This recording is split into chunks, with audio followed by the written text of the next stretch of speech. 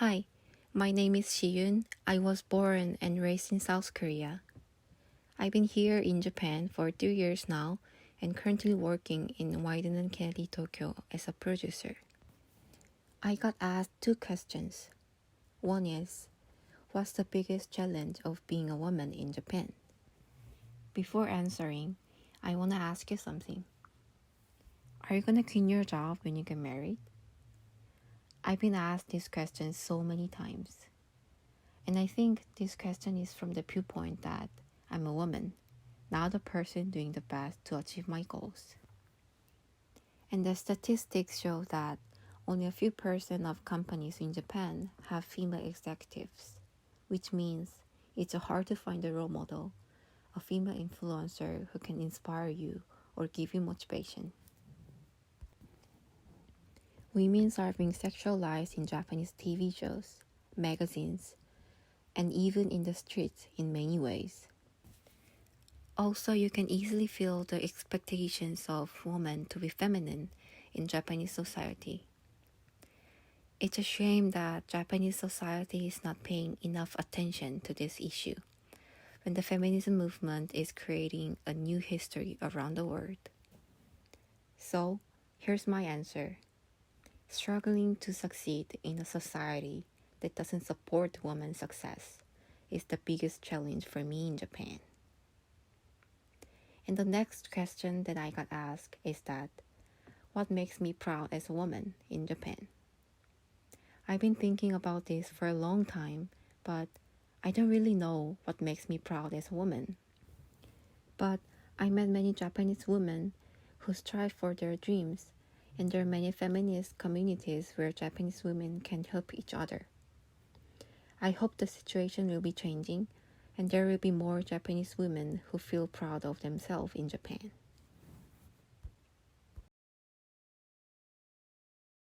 My name is Chelsea Hayashi. I'm an account executive in the Wieden+Kennedy Tokyo office, currently working mostly on the IKEA account.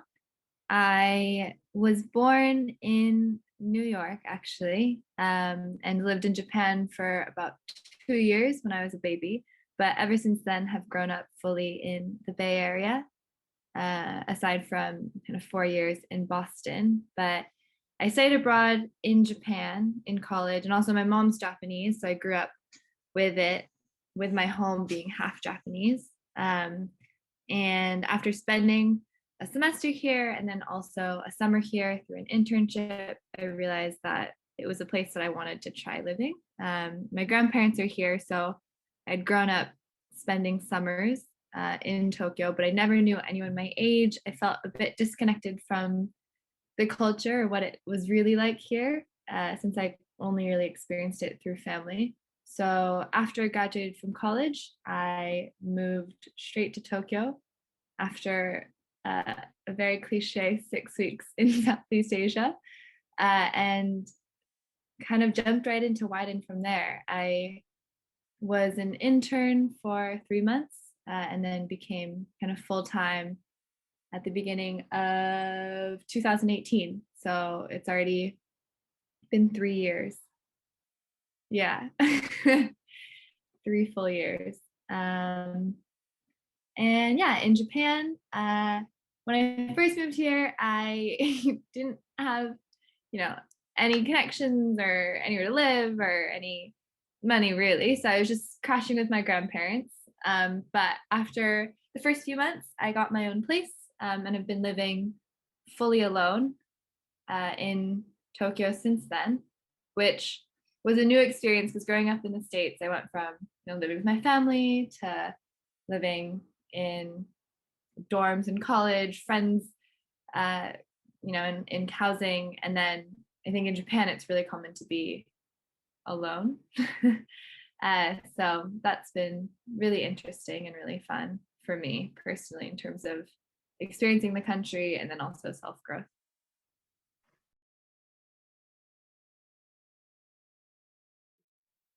I've been thinking about this a lot because I think Japan is a weird paradox where it's both one of the easiest places to live in the world as a woman, but at the same time, culturally, societally, politically, it's really, really behind in terms of women's rights and equality. And especially growing up in the States, things that seem like common sense there are still very far off to being normalized here. What is it like in the world? There's a ranking, right, of all the countries in the world and their progressiveness in terms of gender equality. And I think Japan ranked like 100 something out of all the countries. And it's sad because I think when I saw that number, I was disheartened but not surprised. And I think the hardest part is just how a lot of things that happen here are not questioned. So I'm trying to think of a good example. Like, I think I'm hyper aware of my gender in Japan because in really subtle ways, it always comes up. So, if I'm ordering food at a restaurant, for example, on menus, it's not uncommon to find something that says, this is really popular with women, or like perfect for a woman's palate.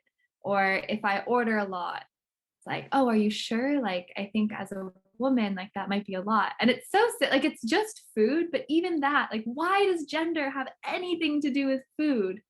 And so I think it's the way in which gender or being a woman in this country seeps into literally every single thing you do, even to food choices. Like, that's just mind-boggling to me. Or, body image. I think in recent times, and especially with social media and digital media, I think there's a lot more conversations now, even in comparison to when I first moved here 3 years ago. But it's still really common to talk really bluntly about a woman's body. Like, it's okay to call someone fat. And I feel like, and I look Japanese, right? Like, I didn't grow up here, but I am half Japanese, or I look fully Japanese. So when I walk around the streets, like, I think it's really easy to feel self-conscious about the really narrow standard of beauty and body size. And when I go shopping, I'm an extra large here, or like women's shoes don't fit me because they're in small, medium, and large. Like, it just feels like the confines of how you're supposed to look here are quite narrow. But I think one thing that really uplifted me in the last couple weeks is what happened with Mori-san. Mori, was that his name? The Olympic guy. Because I think on the one hand, like, it exemplifies such a major challenge here. The fact that such a high-ranking person can so nonchalantly complain about women, and then even the solution that that the new committee has implemented, or the government has now brought on. It's like, oh, women can actually participate. They can't really talk, but they can actually participate now. Like, that doesn't help anything. It just shows how behind, female voice and presence and identity is valued and voiced in kind of mainstream / political media or conversations. But it was so cool to see just how much uproar there was against him, and seeing people sign petitions and women push back, and the fact that this guy actually resigned, it felt like a really big step, just in terms of people vocalizing the fact that they're unhappy and that it's not okay. I think it's really easy for things to slide, especially here, and it doesn't seem like that's happening just as much as it used to. So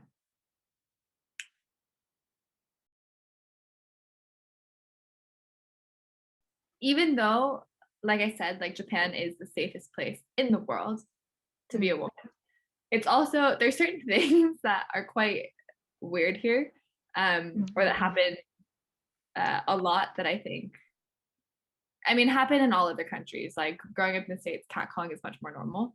But when I was still an intern in Japan, I remember I was going to work on the train, which feels like such a foreign concept now because I barely take the train anymore. But it was a super packed train. It was in the summer, and for anyone that hasn't been to Japan, I feel like the only way that I can describe it is trains are so packed here that if you have, like, I left the house with a banana in my bag one day, and by the time I got to the office, the banana was brown. Like, it was smushed brown because the train was so cramped. So that's kind of the level of crowded trains are here. And it was on a train like that where I looked to my left and there was this really, really creepy man. And I actually noticed him because when I was getting on the train at my station, he was actually getting off of it.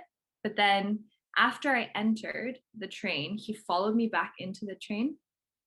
He was standing next to me the entire time. He had this like button up short sleeve shirt that was open at the front. And it almost looked like he was holding his chest. And I didn't really know what it was. I wasn't trying to, I wasn't looking at him because I didn't really want to give him any attention. But then when I looked over, I realized that it wasn't that he was holding his chest. It was actually he was holding a camera. And it was pointed at me the entire time. And, it was a packed train. This guy's clearly videotaping me.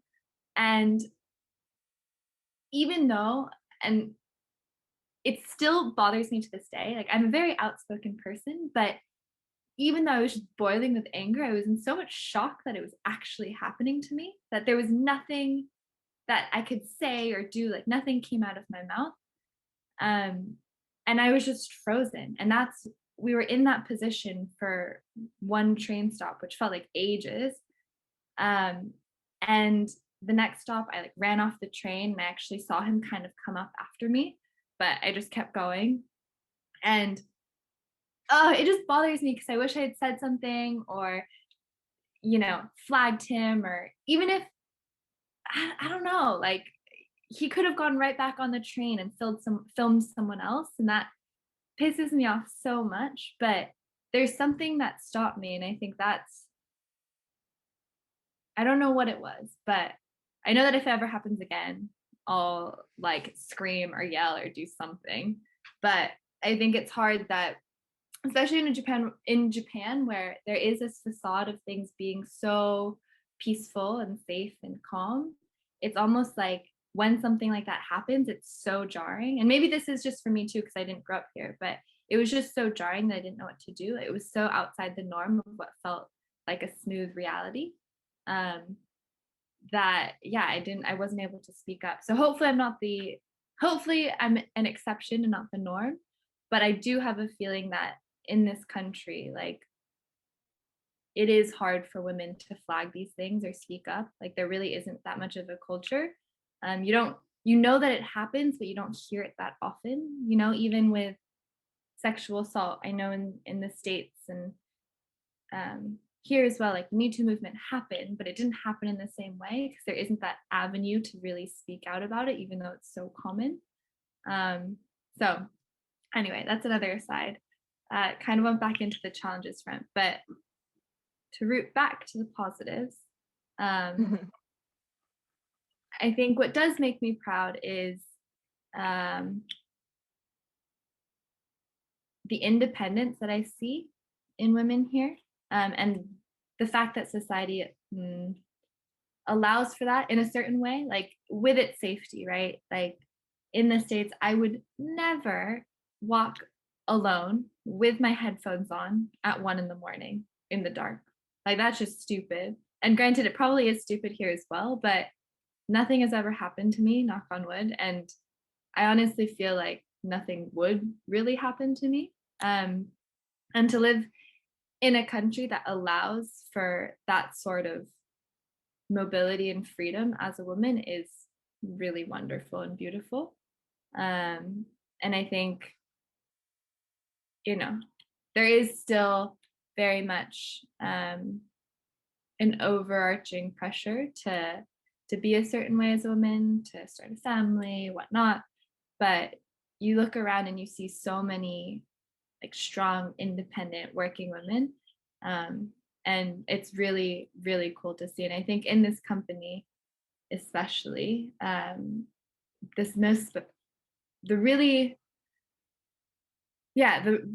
relationships that have been most special to me are the women that share similar positions with me at work.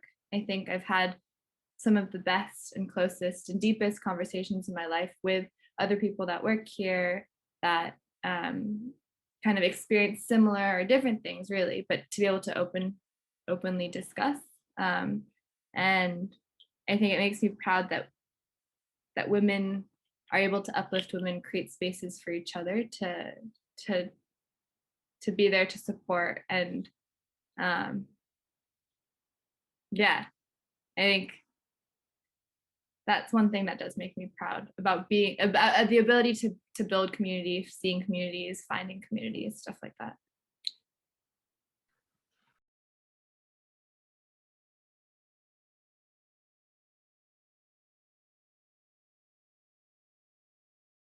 Okay, my name is Kyoko Yanezawa. I am a Japanese-born Japanese who grew up in the United States for about 6 years. I think it was like 3 to 9 years old. I was living in Mamaroneck with my parents. After that, we came back to Japan and been living in Tokyo since then. My children's dream was to become a NASA engineer. So I entered engineering of aeronautics and astronautics for university, but I realized that I wasn't the best engineer in class. And when I was thinking about my career, I kind of shifted towards the position that is like in between human and technology. And that's what I am right now, a creative tech director who has to be a person who also has knowledge and experience in engineering or technology, plus the creative aspect.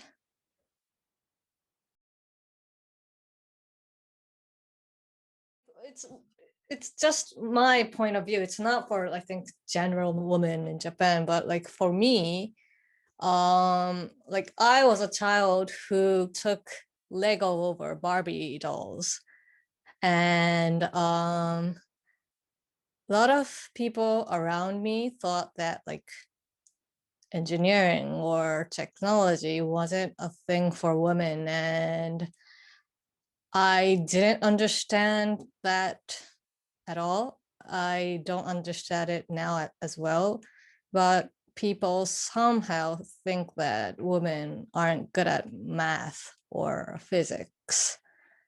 And when I was in engineering university, like there was only 4 women out of 60 people in my department. So that's less than 10%. And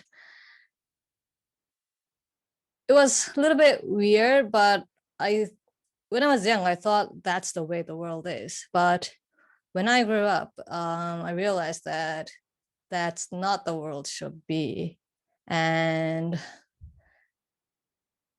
yeah, there are now data that in some countries, women are more doing better at mathematics and physics than men. So I think the gender bias that every average Japanese has doesn't have like a fact underneath it. It's just a mindset that people learn from others or learn from their parents.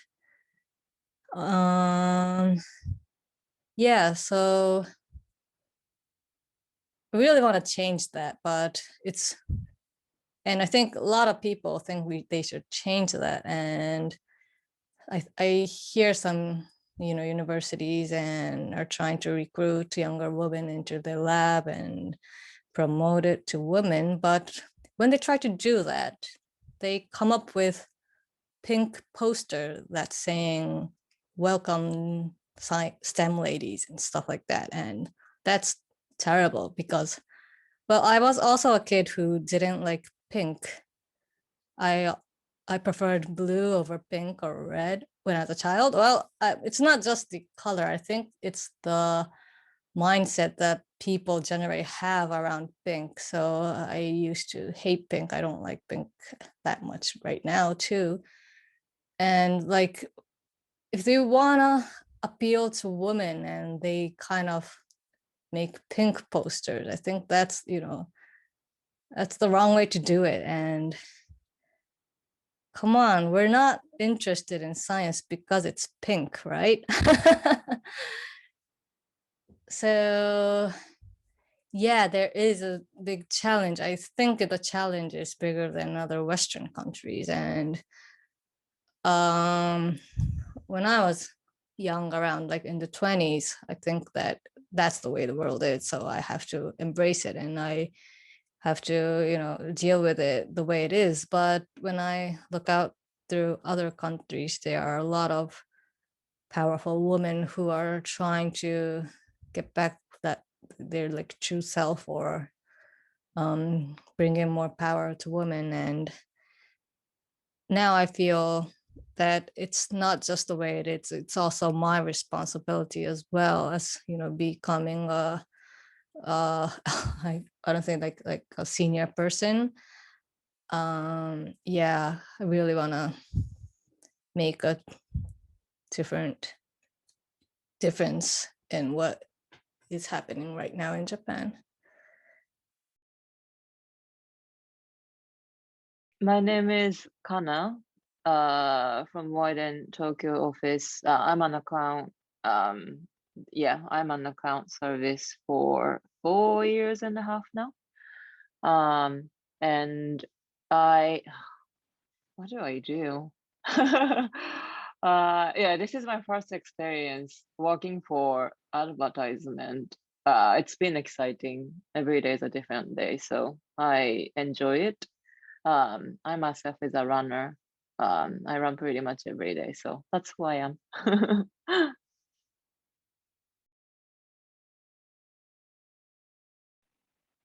Difficult question.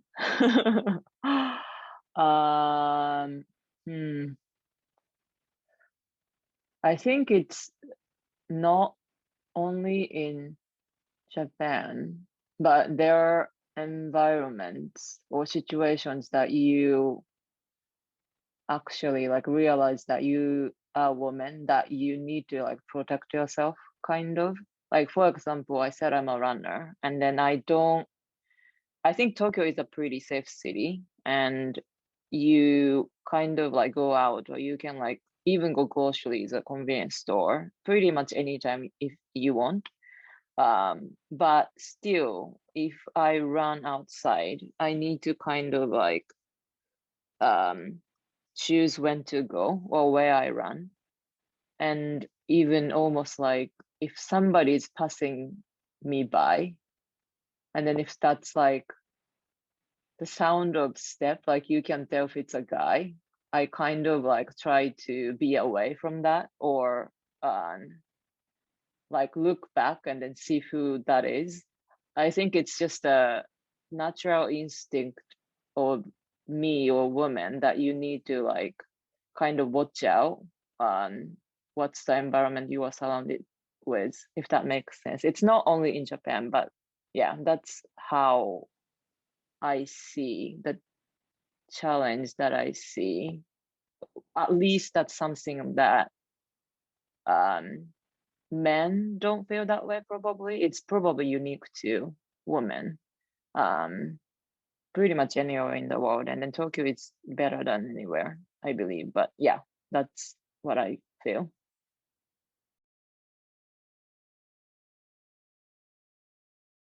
I'm Kiki. I am the Director of Operations here at Wieden+Kennedy Tokyo, so I do resourcing and recruitment. I lived in New York for 10 years before this, and then before that I was bouncing around. I worked in design and digital agencies, and all of my degrees are in theater. and I grew up in Houston, Texas.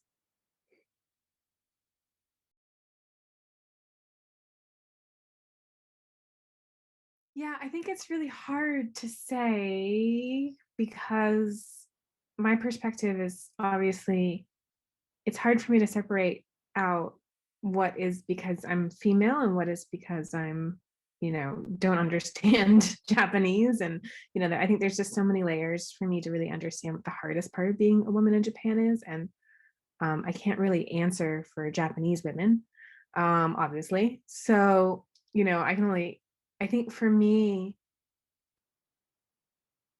I mean, it's really hard to say. I think for me, just on a personal level,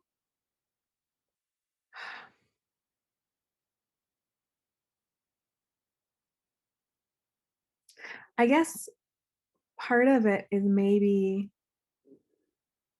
understanding the expectations around friendship in Japan versus in the US, which is kind of, I think this question was skewed more societal, but I think for me, like, I can't really speak to that because it's really difficult for me to like unwrap all of that. And I think, feminism in Japan is so different than feminism in the US. And I have very strong feelings about the US, but it's harder for me to answer about Japan. I can only kind of answer like just what personally. And I think, I've really struggled at times. I feel like I've misinterpreted expectations around female friendships and kind of how those relationships grow, because I think it is a little different in the US. And so I think that has been the hardest part, which I think doesn't really answer the question. But I think it's just an interesting kind of like, yeah. Yeah, I do feel that actually is really, I feel very safe here. And I feel like when I was in New York, I felt like I was always extremely aware of my circumstance surrounding who was around me. And, like, honestly, I remember like the level of just kind of like low exhaustion I had of walking into any room and kind of like reading it to feel like where's the danger. And I stopped doing that here. And I remember being like, oh, this is what it feels like to be a man. Like, I can just walk at night. like it's no big deal. So that I would say being a woman is really, or being the level of safety is really good. Not of course across the board, but for me at least, I feel quite safe.